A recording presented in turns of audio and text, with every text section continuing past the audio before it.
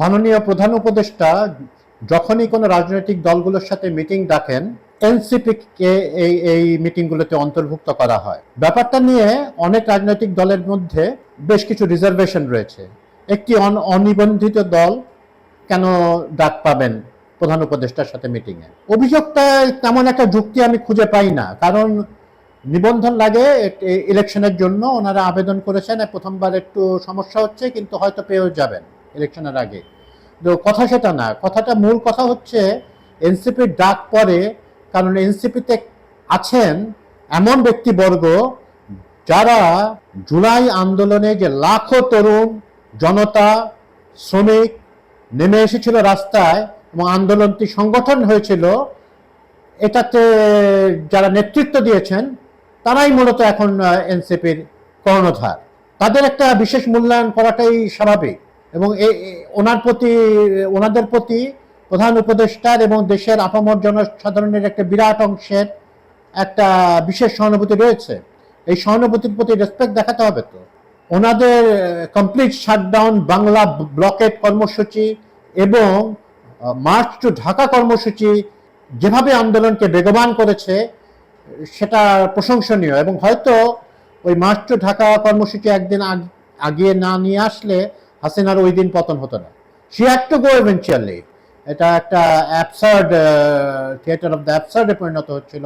হাসিনাকে যেতেই হতো, কিন্তু অন্তত ওই দিন যেতেন না উনি, আরো হাজার হাজার মানুষকে মেরে তারপরে যেতেন, বা আরো দুঃখজনক পরিণতি হয়তো তার জন্য অপেক্ষা থাকে। এগুলো তো এনসিপিতে যখন যারা এইসব নেতা আছেন এনসিপির, ওনারাই তো করেছিলেন, এনসিপির ব্যানারে করেননি, বৈষম্য বিরোধী ছাত্র আন্দোলনের ব্যানারে করেছেন।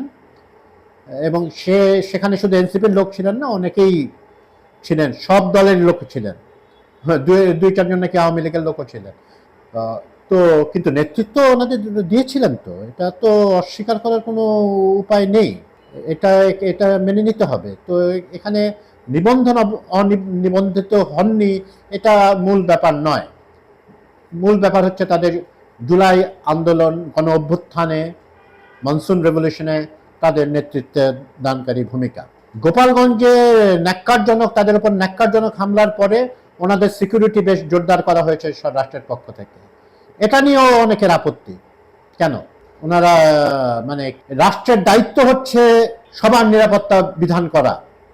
হ্যাঁ, ওনারা চেয়েছেন কিনা আমি জানি না, কিন্তু এটা রাষ্ট্রের নিজে স্বতঃপ্রণোদিত হয়ে যদি করে থাকেন, তাদের বিশেষ একটু নিরাপত্তার ব্যবস্থা জোরদার করে থাকেন, তাতে আমি দোষণীয় তেমন কিছু দেখি না। হ্যাঁ, এটা বাড়াবাড়ির পর্যায়ে চলে গেলে সেটা নিয়ে চিন্তা করার বিষয় আছে, কিন্তু বাড়াবাড়ির পর্যায়ে মনে হয় না এখনো গিয়েছে। অনেকে দ্বিমত পোষণ করতে পারেন, সেটা তাদের অধিকার আছে, কিন্তু আমার ব্যক্তিগত মাত্রা এখানে জানালাম। নিউবি মনে করেন না যে এখানে তাদেরকে খুব বেশি, তাদের জন্য বিশেষ কোনো সুবিধা করা হচ্ছে। কিংস পার্টি, এই কথাটাও তাদের প্রতি বলা হয়। ওনারা তো কিংস পার্টি, যারা এই অভিযোগটা করেন তারা হয়তো কিংস পার্টির সংজ্ঞা নিয়ে তাদের আরেকটু পড়াশোনা করা উচিত, এবং আয়নায় নিজেদের চেহারাও একটু দেখা উচিত, কাকে কিংস পার্টি বলে। হ্যাঁ, আয়না আরেকবার দেখুন নিজের। তো আরো নানা রকম বিধান করা হয়, বিভিন্ন টক শোতে আমরা দেখি ওনাদের বয়স দিয়ে খোটা দেওয়া হয়, এইজিজম। হ্যাঁ, বয়স নিয়ে একটা ধরনের বৈষম্য করা হয়, বেয়াদব। এই বেয়াদবিটা যদি তারা না করতো, বা যেসব লাখো তরুণ এবং যারা শাহাদাত বরণ করেছেন ওনারা যদি এই শেখ হাসিনার সাথে এই বেয়াদবি এবং অসংকোচ প্রকাশের দুরন্ত সাহস না দেখাতেন, তাহলে শেখ হাসিনার পতনটা এরকম ত্বরান্বিত হতো না। কথার প্রতিবাদ করলে প্রতিবাদী কণ্ঠস্বরকেই বেয়াদব বলাটা আমাদের এখানে বয়স্ক লোকদের একটু একটা স্বাভাবিক প্রবণতা। এটা আত্মীয় স্বজনদের ভিতরে আমরা দেখতে পাই। এবং কিছু হলে একটা প্রতিবাদ করলে মানে কি, একটা 50 বছরের লোকও যদি একটা প্রতিবাদ করে কথা বলে, তখন তার 60 বছরের আত্মীয় তখন উনি বলে যে আরে বেয়াদব হয়ে গেছে। এটা হাস্যকর ব্যাপার। সত্যকে ফেস করতে হবে, করার মতো সাহস দেখাতে হবে আপনাদের। এরকম আর চলে না এগুলা। এটা একটা আধুনিক সমাজে আপনারা বসবাস করছেন, এবং এটা 2025 সাল।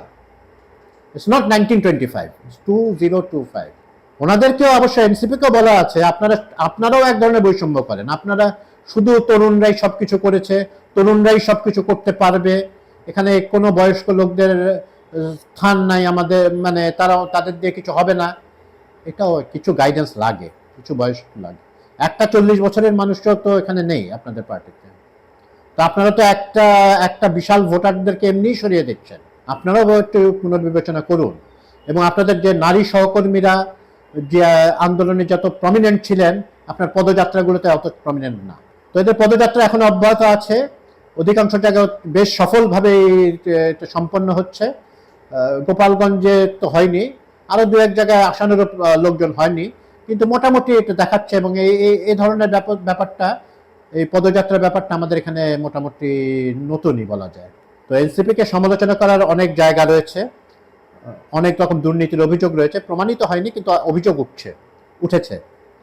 ওনারা প্রেশার গ্রুপ হিসেবে কাজ করছেন ইত্যাদি, অনেক রকম অভিযোগ রয়েছে এবং সরকারের ভেতর থেকে তাদেরকে সাহায্য দেওয়া হচ্ছে, এরকম অভিযোগগুলোকে ওনাদের বোল্ডলি ফেস করতে হবে এবং জানাতে হবে। ওনারা ইদানিং অবশ্য সরকারকেও বেশ সমালোচনা করছেন, ইনক্লুডিং প্রধান উপদেষ্টা মহোদয়কে ওনারা সমালোচনা করছেন। যাই হোক, সমালোচনা হতেই পারে, রাজনীতির এটা নিয়ম। সমালোচনাবিহীন 15-16 বছর আমরা কাটিয়েছি, তো এর থেকে মুক্ত তো আমাদের হতে হবে। ঠিক আছে, ধন্যবাদ।